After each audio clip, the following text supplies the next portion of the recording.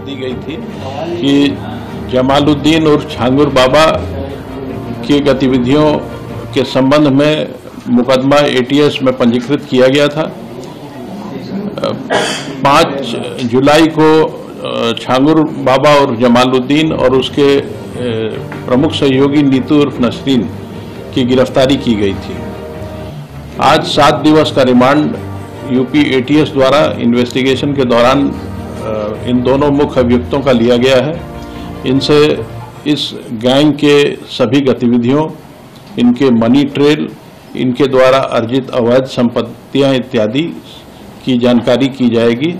साथ ही संपूर्ण गैंग के नेटवर्क की जानकारी भी प्राप्त की जाएगी। इसके अलावा इस गैंग ने जहां जहां अवैध संपत्ति अर्जित की है, अवैध धन का इस्तेमाल करके, उन सभी की भी जानकारी की जाएगी तथा अवैध संपत्तियों को जब्तीकरण की कार्रवाई तथा उन्हें डिमोलिश करने की कार्रवाई भी की जाएगी।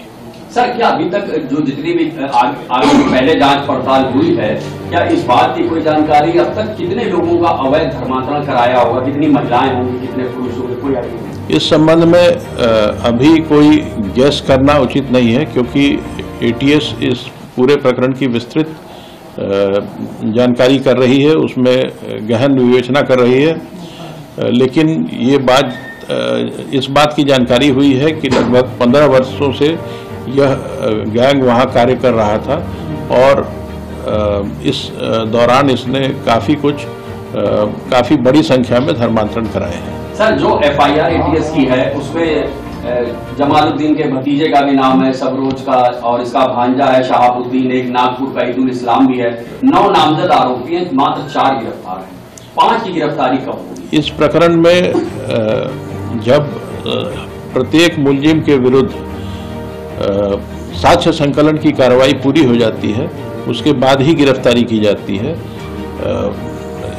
एसटीएफ ने अपने जांच में काफ़ी साक्ष्य संकलित किए थे और जहां जहां उन साक्ष्यों के बारे में पुख्ता तथ्य इकट्ठा कर लिए गए हैं, जिन मुलजिमों के विरुद्ध पुख्ता तथ्य प्राप्त हो गए हैं, उन सब की गिरफ्तारी कर ली गई है। आगे की कार्रवाई जारी रहेगी। सर, एक मोहम्मद अहमद का नाम है जो पूना में बैठा हुआ है, यहाँ कुछ लोग उसको राइट हैंड भी बताते हैं, लेकिन अब उसका बयान आ रहा है, वो खुद अपने आप को पीड़ी बता रहा है और ये बता रहा है कि छांगुर बाबा का मुख्तार अंसारी से भी कनेक्शन है। छांगुर बाबा के सारे कनेक्शंस की जांच की जा रही है। किसी भी एक व्यक्ति के बयान को जमीनी तथ्यों से उसके खिलाफ अवेलेबल एविडेंस की कसौटी पे कसना पड़ता है। जब सारे जानकारियां इकट्ठी हो जाएंगी तभी मैं इस पर कोई स्टेटमेंट दे पाऊंगा। मोहम्मद अहमद इस प्रकरण में नामजद है और एटीएस उसके संबंध में जांच कर रही है।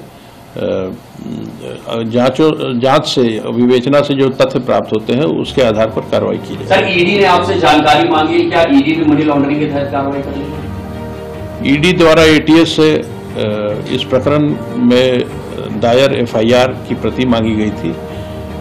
इसके अलावा और कोई जानकारी इस मुख्यालय के स्तर पर उपलब्ध नहीं है। क्या सर ये जानकारी में है स्विस बैंक में भी इन लोगों का खाता है, दुबई या शारजाह में? नहीं, ऐसी कोई जानकारी अभी उपलब्ध नहीं है। Thank you.